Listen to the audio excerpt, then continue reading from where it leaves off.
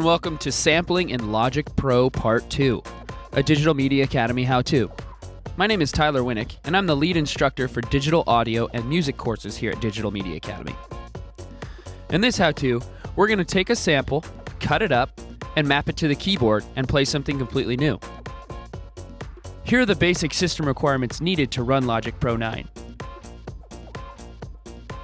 To purchase your copy of Logic Studio, visit www.apple.com/logicpro. Let's get started.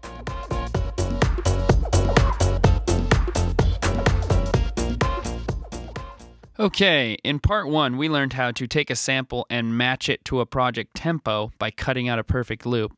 But in this how-to, we're going to take that same sample, cut it up into pieces, and map it to our keyboard so that each key on the keyboard plays just a section of that sample. Alright, so since we already did that, I have our sample loaded up here from part 1. Let's take a listen again. Alright, now what we're going to do is we're going to cut this up into little pieces and put it on our keyboard so we can play something completely different. Okay, now the first step we need to do is we need to make this into a separate region. Right now it's still an entire song. Now you might not see the entire song, but I could drag out the end and see how I can get the rest of the song there. I'm going to Command Z and undo that. But what we want to do is right click and choose Bounce in Place. It's up here in my shortcut menu, but it's also under Bounce and Merge, Bounce in Place. So you want to choose Bounce in Place. A little dialog box pops up. And we're going to rename this thing first. I'm going to rename it up here. I'm going to call this Sample Cut. And Destination, that's where it's going to end after we bounce it in place. We want it on a new track. For the source, that's what's going to happen to the old sample. We want to mute that. We want to bypass all the effects plugins because we don't want to include any effects in our bounce. We want to uncheck Include Volume and Pan Automation. And then for Normalize, we want to turn that off. Okay, then go ahead and hit OK. Notice it went ahead and bounced a new region, and now I no longer have any handle here or anything laying outside of those boundaries. So I'm just going to delete this and delete that track, and just simply highlight those and hit delete. And now we're going to cut this guy up. So what we want to do is double-click this sample, and I just double-clicked right on the region, and it opened up our sample editor. Now if you mouse over the boundary line of the sample editor, I can make it a little larger by dragging that up. So that's what I'm going to do here so you guys can see what I'm doing a little better.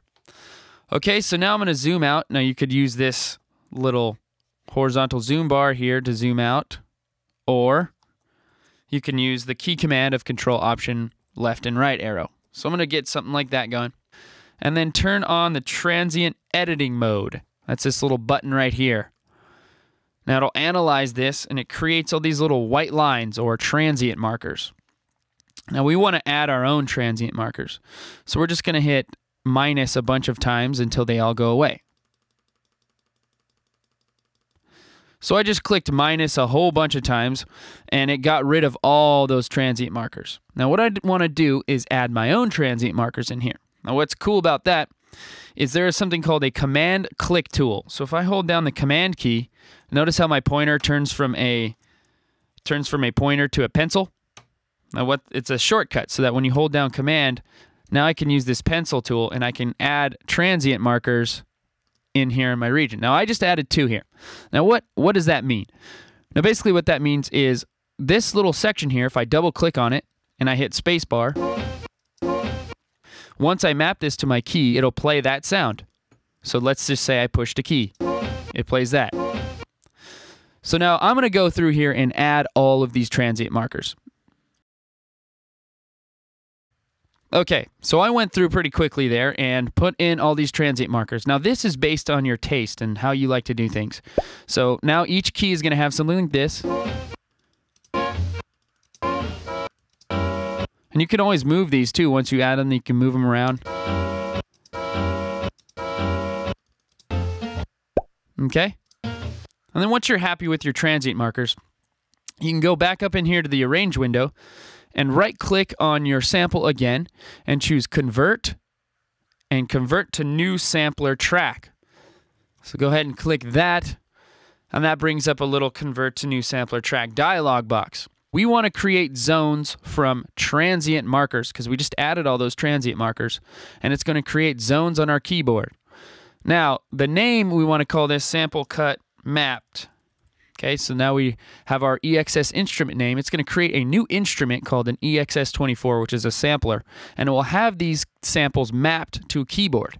Now, trigger note range is where these sounds start on your keyboard. So I usually like to do the C1. So if you click there and you choose C1 right there, so I'm going to zoom out a bit, and I could choose C1. That's where we want our samples to start playing. Go ahead and hit OK. All right, now I'm going to close the sample editor by clicking the sample editor button down here. Closes that up. And now what it did was it created all these samples and mapped them to the keys. Now I just double-clicked that and opened up that region.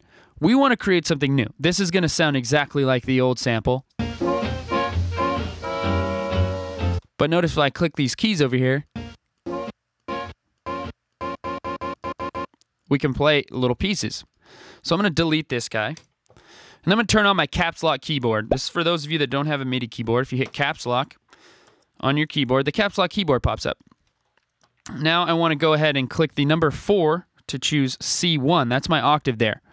So right now I'm on octave 1, which is C1. So if I push the A key, I'm now triggering those sounds.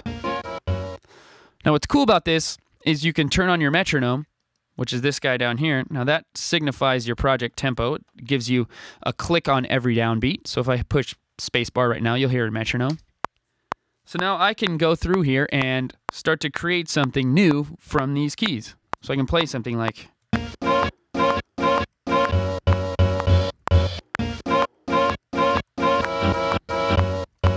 So it's up to you to kind of play around and come up with the pattern and then record something.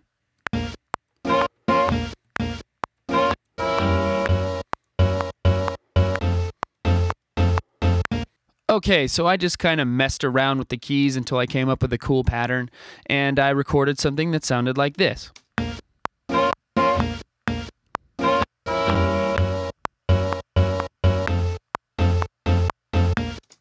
So what's cool about that is now I can start to add Apple loops, drums, bass lines, whatever I want over the top to create something like this.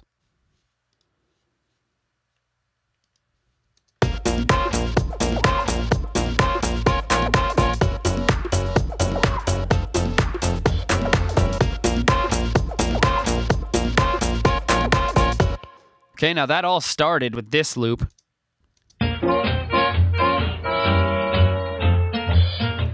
And we turned it into this.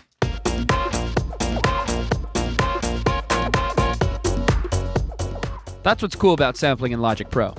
You can cut things up, manipulate them, and then lay down your own beats.